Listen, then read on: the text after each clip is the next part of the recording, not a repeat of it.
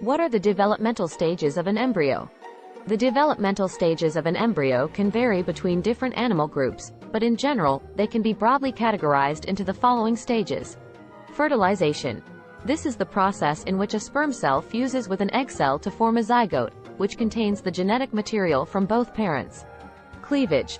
This is a rapid series of cell divisions that begins soon after fertilization, during which the zygote is divided into many smaller cells called blastomeres. Morula. The morula is a solid ball of cells that is formed when the blastomeres divide and compact tightly together. Blastula. The blastula is a hollow ball of cells that is formed when the blastomeres continue to divide and a fluid-filled cavity called the blastocele appears in the center of the ball. Gastrulation. During gastrulation, the cells of the blastula reorganize themselves into three distinct layers, called germ layers: the endoderm, mesoderm, and ectoderm.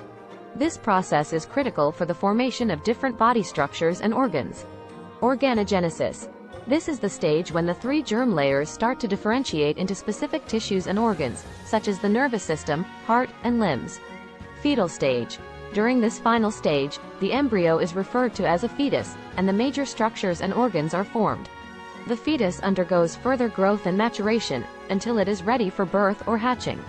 These stages can occur in varying degrees and lengths of time depending on the animal species, but they represent a general framework for understanding the early stages of embryonic development.